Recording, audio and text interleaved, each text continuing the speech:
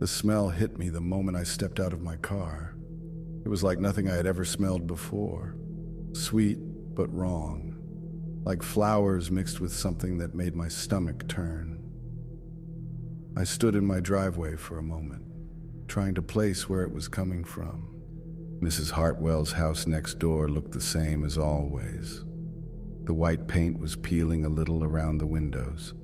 Her garden was neat and tidy like she kept it every year, but that smell was definitely coming from her direction. I had lived next to Mrs. Hartwell for 3 years now. She was a quiet woman, maybe in her 70s, always polite when we talked over the fence. She grew the most beautiful roses I had ever seen. Sometimes she would bring me vegetables from her garden, but I had never smelled anything like this before. It made me feel sick just breathing it in. I hurried inside my house and closed the door. Even with the windows shut, I could still smell it a little bit. That was Tuesday. By Wednesday, the smell was stronger. I could smell it from inside my house now. It seemed to get into everything. My clothes, my food, even my dreams seemed to carry that sweet, wrong smell. I decided to check on Mrs. Hartwell. Maybe something had died in her yard. A raccoon or a cat. These things happen. I walked over to her front door and knocked. The smell was so strong here that I had to breathe through my mouth. No one answered. I knocked again, louder this time. Still nothing. I walked around to the back of her house. The smell was even stronger here. It seemed to be coming from her basement windows. The glass was too dirty to see through. I called her name. "Mrs. Hartwell, are you okay?"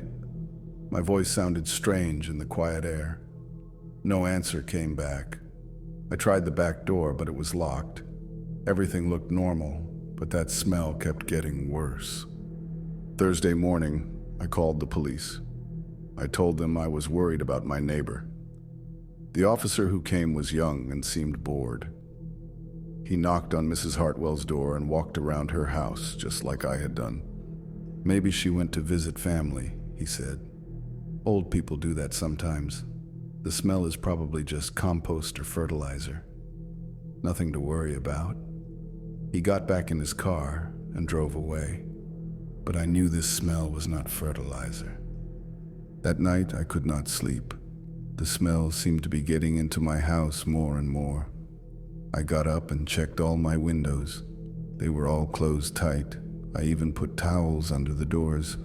Nothing helped. I stood at my bedroom window and looked out at Mrs. Hartwell's house. It was dark except for one small light in the basement. I had never noticed that light before. It was dim and flickering, like a candle, but Mrs. Hartwell always used electric lights. Friday. The smell was so bad I could barely eat breakfast. I called in sick to work. I could not imagine sitting in an office all day with this smell following me. My boss was not happy, but I did not care. I decided to look for Mrs. Hartwell myself. I walked around the neighborhood asking people if they had seen her. Most people said they had not talked to her in weeks. One woman said she thought she saw Mrs. Hartwell working in her garden late at night a few days ago. "Real late," she said, "like 2 in the morning. I thought it was strange, but old people have trouble sleeping sometimes." She wrinkled her nose. "What is that awful smell?" I went back home and tried to think. Mrs. Hartwell working in her garden at 2 in the morning? That did not sound like her at all. She was always in bed by 9 o'clock. I had never seen any lights on in her house past that time. That evening, I decided to watch her house. I sat by my window with the lights off. The smell was making me feel dizzy, but I had to know what was happening. Around midnight, I saw something that made me grab the windowsill. Mrs. Hartwell's back door opened, but the person who came out did not look like Mrs. Hartwell. This person was bent over and moved in a strange way, like they were hurt or sick. They dragged something across the yard toward the garden. I could not see what they were dragging. It was too dark, and they stayed in the shadows, but it looked heavy. The person had to stop and rest several times. Each time they stopped, the smell seemed to get stronger. After about an hour, the person went back inside. The basement light flickered on and off a few times, then stayed on.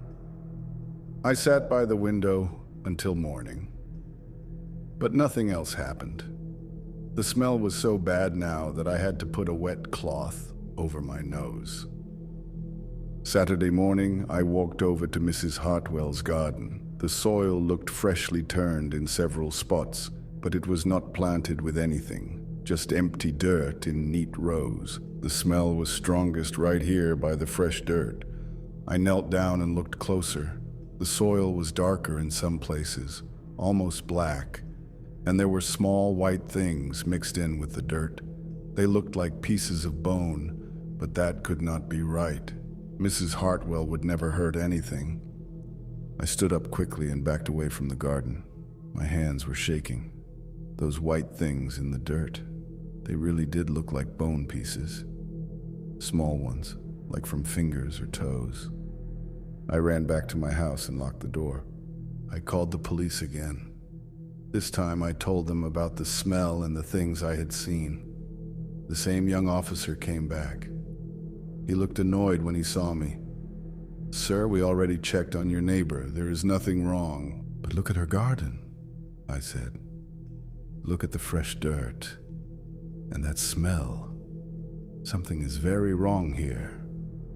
The officer sighed and walked over to the garden with me. He looked at the turned soil for a moment.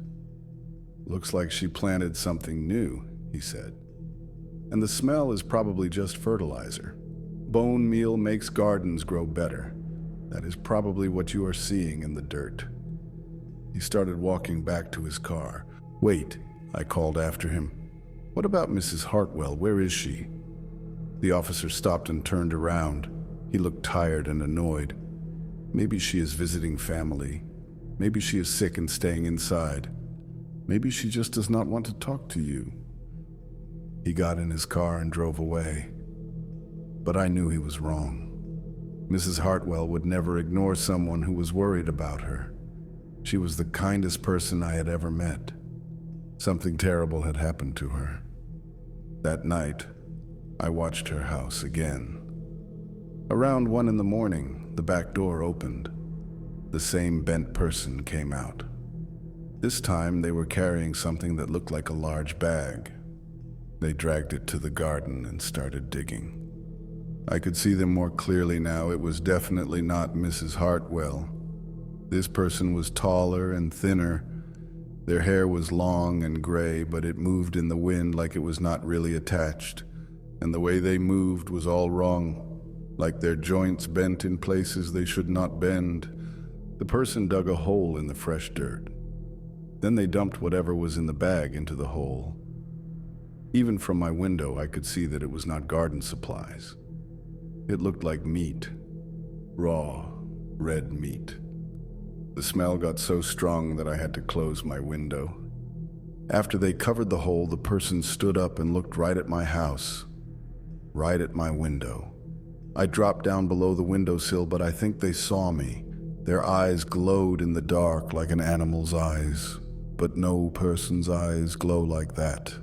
I stayed hidden until I heard the back door close. When I looked out again, the yard was empty, but I could still see those glowing eyes in my mind. They did not look human at all. They looked hungry and mean and old. Very, very old. Sunday morning, I could not take it anymore. The smell was so bad that I was throwing up every few hours. I had to do something. I waited until noon, when the sun was bright and everything looked normal. Then I went to Mrs. Hartwell's back door. I tried the door handle. It turned. The door was unlocked. I pushed it open slowly and called out, "Mrs. Hartwell, are you home? I am worried about you." No answer came back. Just that terrible smell, stronger than ever. I stepped inside her kitchen. Everything looked normal at first. The dishes were clean and put away. The table was set for one person, but then I noticed things that were wrong. The refrigerator was unplugged. The stove was covered with something dark and sticky. There were flies buzzing around the kitchen. More flies than I had ever seen in one place. They were fat and slow, like they had been eating well. Some of them were so big they looked like small birds. They made a loud buzzing sound that filled the whole room. I walked through the house, calling Mrs. Hartwell's name. The living room looked like she had just stepped out. Her reading glasses were on the side table. Her knitting was in her chair, but dust covered everything, like no one had been there for weeks. The flies were everywhere now. They covered the walls and ceiling in thick black clouds. Some of them landed on me, and I could feel their heavy bodies through my clothes. They smelled like the same sweet, wrong smell that filled the house. I found the basement door. That terrible smell was coming from down there. The smell was so strong now that my eyes were watering. I turned on the light and started down the stairs. Each step made the smell worse. The basement was bigger than I thought it would be. Most of it was normal. Boxes and old furniture and a washing machine. But in the far corner, there was something that made me stop breathing. A table with leather straps and dark stains all around it. Next to the table were several large containers. They looked like the kind used for storing food, but they were not in the kitchen. They were down here with that awful table. I did not want to look inside them, but I had to know what happened to Mrs. Hartwell. The first container was full of a thick red liquid. It smelled like metal and salt, like blood, but worse. The second container had chunks of something floating in more red liquid. I slammed the lid back down and backed away from the table, but there were more containers. 6 of them in total. Each one was full of the same red liquid and chunks of meat. Some of the chunks still had hair attached. Some looked like they might have been parts of hands or feet. I felt sick just looking at them. In the corner behind the containers, I saw clothes. Mrs. Hartwell's clothes. Her favorite blue dress and her garden shoes. But they were torn and stained with that same dark red. I knew then that Mrs. Hartwell was not visiting family. She was not sick in bed. She was gone. But there were other clothes, too. A man's shirt and pants. A woman's sweater. Children's shoes lined up in a neat row. How many people had ended up in those containers? How long had this been going on? I ran back up the stairs and through the house. I had to get out of there. I had to call the police and tell them what I found. But as I reached the back door, I heard footsteps upstairs. Slow, heavy footsteps walking across the floor above me. I froze by the door. Someone was in the house with me. Someone who was not Mrs. Hartwell. The footsteps stopped right above where I was standing. Then I heard a voice call down, "Who is in my house?" The voice sounded like Mrs. Hartwell, but wrong. Like someone trying to copy her voice but not getting it quite right. It was too deep and had a wet sound to it, like the person's mouth was full of liquid. "Mrs. Hartwell," I called back. "Is that you? I was worried about you." The footsteps started moving again. They were coming toward the stairs that led down to the kitchen. I had to get out of there right now. I ran out the back door and across the yard to my house. Behind me, I heard Mrs. Hartwell's back door slam open. I looked back as I reached my own door. Someone was standing in Mrs. Hartwell's doorway, but it was not Mrs. Hartwell. It was the bent person I had seen in the garden.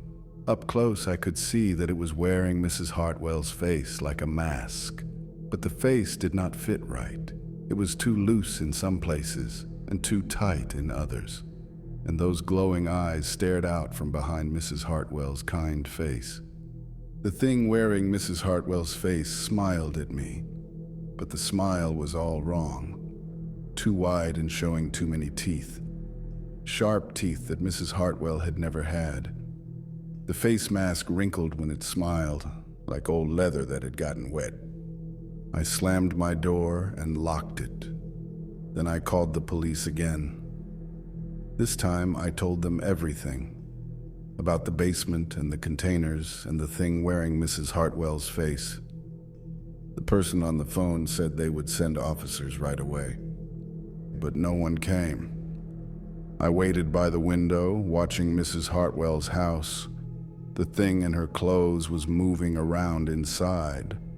I could see shadows passing by the windows. Sometimes the shadows did not look human at all. They were too tall and moved too strangely. I tried calling the police again. This time, a different person answered.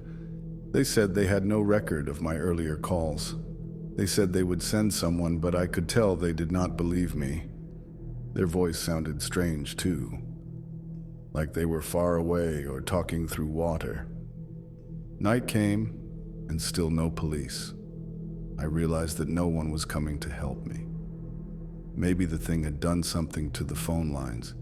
Maybe it could control what people heard when I called. I was on my own. Around midnight, I heard scratching at my back door. Soft at first, then louder, like claws on wood. I turned off all my lights and looked out through the kitchen window. The thing that looked like Mrs. Hartwell was standing at my door, but it looked different now. The face mask was slipping. I could see something dark and wet underneath, something with too many teeth and eyes that glowed like hot coals. It was still wearing Mrs. Hartwell's blue dress, but the dress was torn and stained now. "I know you are in my house," it said in that wrong voice. "I can smell you on everything. You touched my things. You saw my food." It pressed its face against my door. The face mask wrinkled and tore a little more. "You should not have come inside," it continued. "Now you know my secret. Now you have to join Mrs. Hartwell. She was so sweet, so tender, but I think you will be even better." I heard it trying the door handle. The lock held, but I knew it would not keep that thing out for long. The scratching got louder. The thing was using something sharp to cut through my door. I could see wood chips falling to the floor. In a few minutes, it would be inside my house. I had to find another way out. I ran upstairs to my bedroom and locked that door too. I could hear the thing moving around my house now. It had gotten inside somehow. Its footsteps sounded wet on my kitchen floor, and that terrible smell was getting stronger again. The thing was humming as it walked through my house. It sounded like Mrs. Hartwell's humming, but wrong, like a song played backwards or underwater. The humming got closer as it climbed the stairs toward my bedroom. It tried my bedroom door. The handle turned back and forth.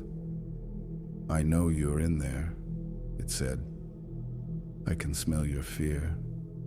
It makes you smell so good, like Mrs. Hartwell did when she was scared." The door started to shake as the thing pushed against it. I looked around my bedroom for anything I could use as a weapon. All I had were some old golf clubs in the closet. I grabbed the heaviest one and waited. The bedroom door would not hold much longer. I could hear the wood starting to crack. The thing kept talking while it worked on the door. "Mrs. Hartwell invited me in for tea," it said. "She was so kind, so trusting. She never suspected anything until I showed her my real face. Then she screamed and screamed, but no one heard her. No one ever hears them scream." The door burst open with a loud crash. The thing that used to be Mrs. Hartwell stepped into my room. The face mask was hanging off now, showing what was underneath. It was like looking at a nightmare. Dark skin that moved and writhed, a mouth full of sharp teeth and those burning eyes. But now I could see its whole body. It was much larger than Mrs. Hartwell had been, at least 7 feet tall with arms that were too long and bent at strange angles. Its skin was wet and black, like it was covered in oil, and it had extra mouths on its chest and arms, all full of those same sharp teeth. "There you are," it said. "I was starting to think you had run away, but you cannot run from me. I can smell you anywhere now. You have my scent on you." It moved toward me with those 2 long arms reaching out.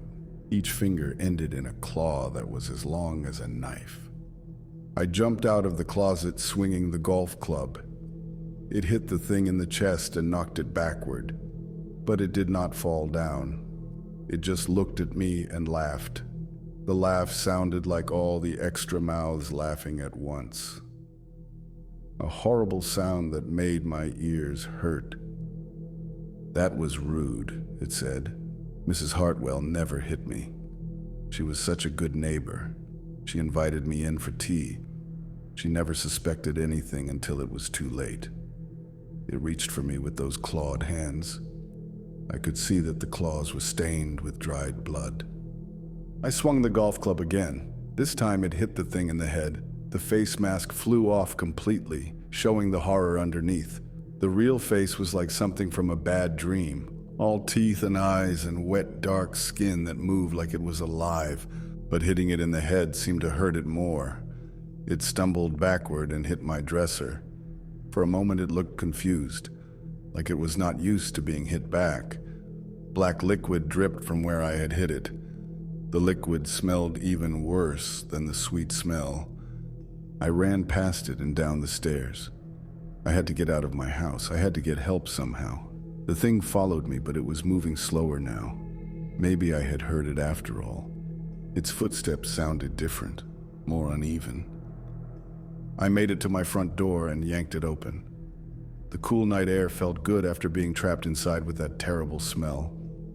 I ran across my yard toward the street, but when I looked back, the thing was not following me anymore.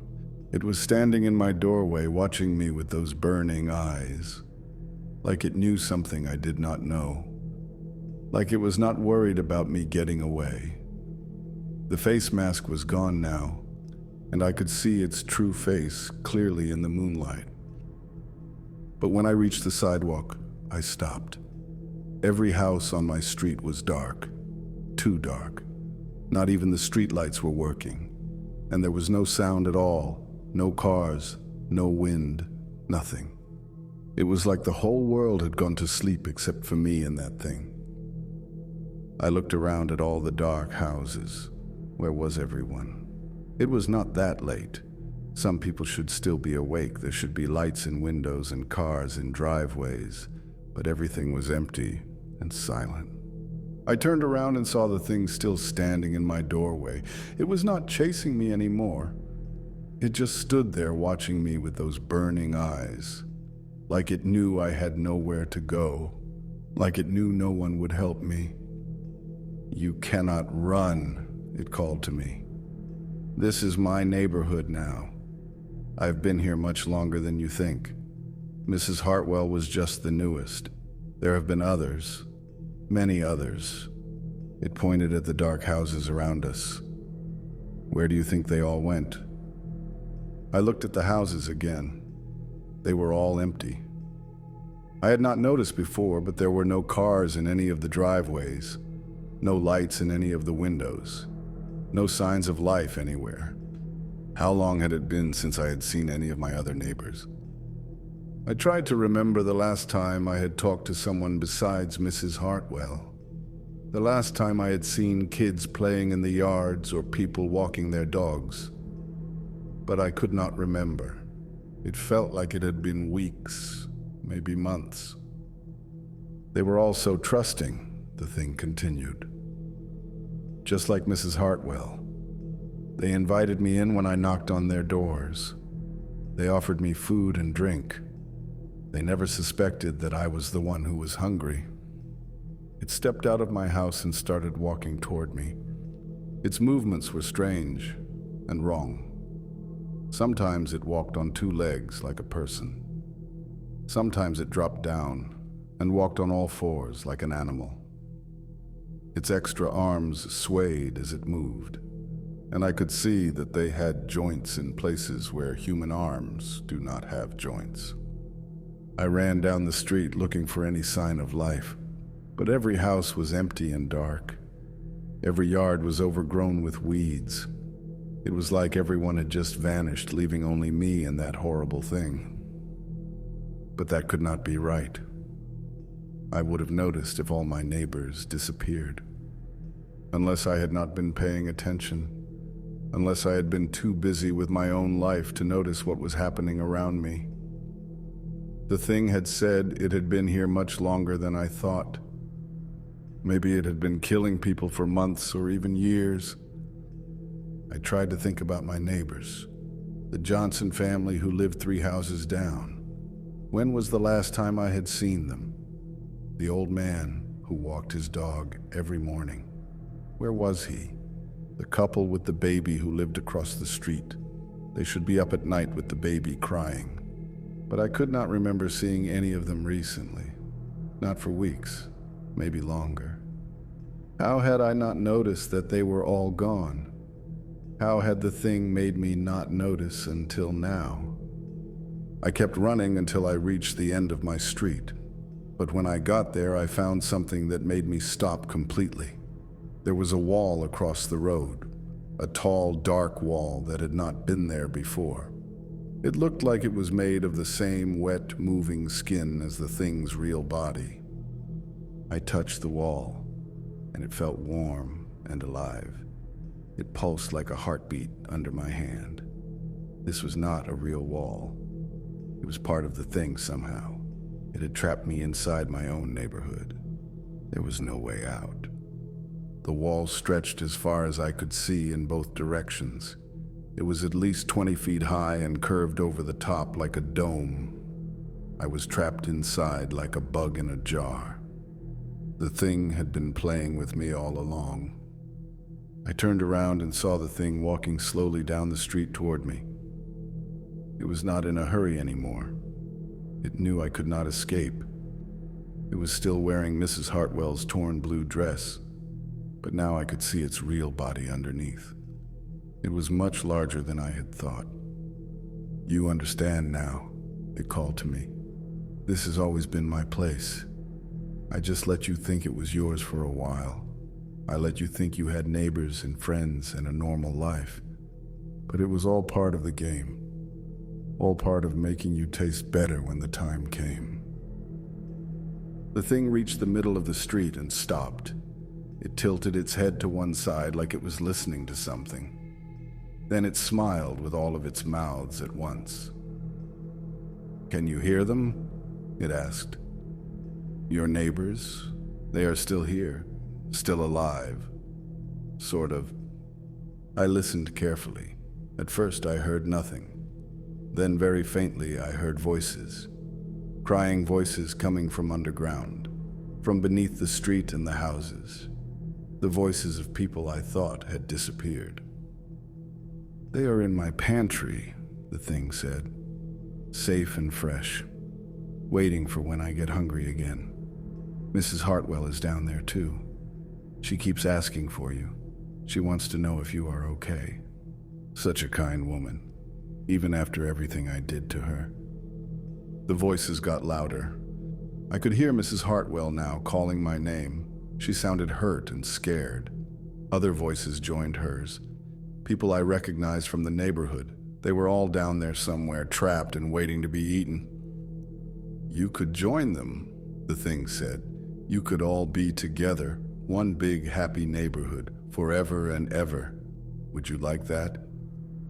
It started walking toward me again. Its extra arms reached out like it wanted to give me a hug. I ran toward one of the empty houses. Maybe I could hide until morning. Maybe someone from outside the neighborhood would notice that people were missing. Maybe the police would come looking for us. But when I reached the house, I found that it was not really empty. There were people inside, but they were not alive. They were standing in the windows, staring out with empty eyes. Their skin was gray and their mouths hung open. They looked like dolls that someone had posed in the windows. I ran to the next house. Same thing. Gray people standing in the windows, staring out at nothing. The thing had been keeping the bodies of its victims. and using them to make the neighborhood look normal from the outside. "They make good decorations," the thing called to me. "I like to keep them around. They remind me of all the good meals I have had, and they help keep people from asking too many questions. No one suspects anything when they see people in the windows." I kept running from house to house, but they were all the same. Dead people posed like they were alive. Some were sitting at kitchen tables. Some were standing in doorways. All of them had that same empty stare. The thing was getting closer now. I could hear its wet footsteps on the pavement behind me. I was running out of places to hide. The wall around the neighborhood was too high to climb. The houses were full of dead bodies. There was nowhere left to go. I ran back toward my house, but I knew it was no use. The thing was right. I had been trapped here all along without knowing it. My whole life in this neighborhood had been a lie, a way for the thing to keep me fresh and scared until it was ready to eat me. But I was not going to make it easy. I ran into my garage and grabbed a can of gasoline I kept for my lawnmower. If I was going to die, I was going to take that thing with me. I also grabbed some matches and a few bottles of motor oil. I poured the gasoline all over my house and yard. The smell mixed with the sweet, wrong smell from the thing. I poured the motor oil on the ground between my house and Mrs. Hartwell's house. Then I made a trail of gasoline leading back to where I was standing. The thing reached my yard just as I lit a match. "You cannot burn me," it said. "I have lived through fire before. I have lived through everything. I am older than your kind. I was here before you built your houses and streets and pretended this place was yours." Its voice was different now, deeper and more horrible. Like many voices speaking at once, I could see that its body was changing too, getting bigger and more twisted. The human disguise was falling away completely. I dropped the match anyway. The gasoline caught fire immediately. Flames spread across my yard and up the side of my house. The thing stepped back from the fire, but it did not look afraid. It looked annoyed, like I was being difficult. But then something strange happened. As the fire spread, the wall at the end of the street began to dissolve. The dark houses started to flicker like they were not really there. And I could hear sounds coming from outside the neighborhood. Car engines and sirens and people talking. The thing looked confused now. It kept changing shape, like it could not decide what it wanted to look like. Sometimes it looked like Mrs. Hartwell. Sometimes it looked like other people I thought I recognized. But mostly it looked like the nightmare creature with too many teeth and eyes. "What have you done?" it screamed at me. "You are breaking the illusion. You are letting the real world back in." The fire was spreading to its house now. The sweet, wrong smell was getting stronger, but it was also getting mixed with smoke and burning wood. I backed away from the fire and watched as both houses burned. The thing was running back and forth between the flames, trying to save something. It kept going into its house and coming back out with those containers from the basement, the ones full of red liquid and chunks of meat. But every time it brought a container outside, the fire would spread to it and burn it up. The thing was getting smaller and weaker each time this happened. Like those containers were part of what kept it alive and strong. Like it needed the pieces of its victims to maintain its power. The fire kept spreading until both houses were completely covered in flames. The thing let out a scream that sounded like all of its victims screaming at once. Then it started to melt, like it was made of wax. Its many eyes popped and sizzled in the heat. Its extra arms writhed and then went still. As the thing died, the illusion around me fell apart completely. The empty houses filled with light. Cars appeared in driveways. I could hear my real neighbors calling to each other and asking if everyone was okay. Fire trucks were coming down the street with their sirens blaring. The gray people in the windows disappeared like smoke. The voices calling from underground got louder for a moment, then faded away completely. I hoped that meant the trapped people were finally free, that their souls could rest now that the thing was dead. I stood in the middle of the burning street and watched the last of the thing melt away into nothing. Mrs. Hartwell's house collapsed in on itself with a loud crash. My house was not far behind, but I did not care. The nightmare was over. The thing was dead. The fire chief found me standing there covered in soot and smoke. He asked if I was hurt and if I knew how the fire started. I told him it was an accident with gasoline. I could not tell him the truth. No one would believe me anyway. As the firefighters worked to put out the last of the flames, I looked around at my neighborhood. All of my neighbors were here, safe and alive.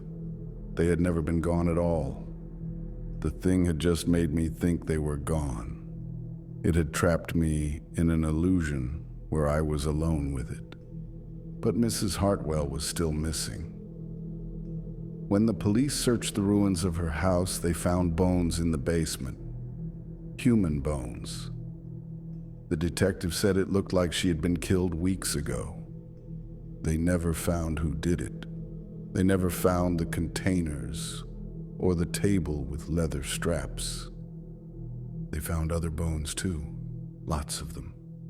The bones of people who had lived in the neighborhood over the years, people who had mysteriously moved away or disappeared. The thing had been hunting here for a long time, much longer than anyone had realized. I told the police that I had seen someone suspicious around Mrs. Hartwell's house, someone who might have been the killer, but I could not describe what they really looked like. How do you describe something that has no real shape? Something that wears human faces like masks? The case went unsolved. The police decided that a serial killer had been living in the neighborhood, killing people and disposing of their bodies. They never found the killer. They never suspected that the killer was not human at all. I moved away from that neighborhood as soon as the insurance money came through. I never told anyone what really happened. But sometimes, late at night, I still smell that sweet, wrong smell. And I wonder if there are more things like that one out there. Things that pretend to be our neighbors while they hunt us. I am more careful now about who I trust. I pay attention to the people around me. I make sure they are really there and not just illusions created by something hungry and old and evil. Because I learned that the most dangerous monsters are the ones that look just like the people we care about. I also pay attention to smells. Any smell that seems wrong or out of place. Any smell that makes me feel sick or scared. Because that sweet, wrong smell was the only warning I got. The only sign that something terrible was happening right next door. And sometimes, when I'm walking through a new neighborhood, I catch a whiff of that terrible smell. Sweet, but wrong. Like flowers mixed with something that should not be there. When that happens, I keep walking. I do not stop to investigate. I do not try to help. Because I know that somewhere, in some basement, there is another table with leather straps. Another container full of red liquid. Another thing wearing someone's face like a mask, waiting for the next neighbor to come knocking on its door. The smell is how you know. The smell is the warning. And if you ever smell it coming from your neighbor's house, do not go inside. Do not try to help. Just run. Run as far and as fast as you can. Because once you smell it, the thing knows you are there. And it will never stop hunting you until it gets what it wants. Until it adds you to its collection. Until you become just another set of bones in just another basement. I wish I had known that before I knocked on Mrs. Hartwell's door. I wish I had just minded my own business and stayed in my own house. But it is too late for wishes now. Too late for Mrs. Hartwell. Too late for all the others who tried to be good neighbors. All I can do now is warn you. If you smell something sweet but wrong coming from your neighbor's house, do not investigate. Do not try to help. Just pack your things and leave. Leave before it is too late. Leave before you become the next person whose face it wears like a mask. Because the thing that killed Mrs. Hartwell is not the only one of its kind. There are others out there, hiding in plain sight, pretending to be our friends and neighbors while they hunt us one by one. And the only way to survive is to recognize the smell and run before they know you have found them. The sweet, wrong smell that means death is near. The smell that means something inhuman is wearing a human face. The smell that means you are about to become someone's dinner. Remember that smell. Remember this story. And remember that the most dangerous neighbor is the one who smells like flowers and rotting meat. The one who invites you in for tea and never lets you leave. The one who keeps your bones in containers and your face in a collection. Trust your nose. Trust your fear. And trust me when I tell you that some neighbors are not neighbors at all. They are just things that learned how to pretend to be human. Things that are always hungry, always hunting, always waiting for the next person to knock on their door. If you smell that smell, run, run, and do not look back. Because once you have smelled it, you can never forget it. And once you have smelled it, you will spend the rest of your life wondering if your new neighbors are really human, or if they are just wearing human faces while they wait for you to let your guard down. The smell never goes away completely. It follows you in your dreams. It hides in the back of your mind, waiting to remind you that there are worse things in the world than bad neighbors. There are things that eat good neighbors, things that wear their faces and live in their houses and wait for the next victim to come knocking. So remember this story. Remember Mrs. Hartwell. And remember that the sweetest smells sometimes hide the most terrible secrets. Because the thing that killed her is still out there somewhere, and it is always hungry for its next meal.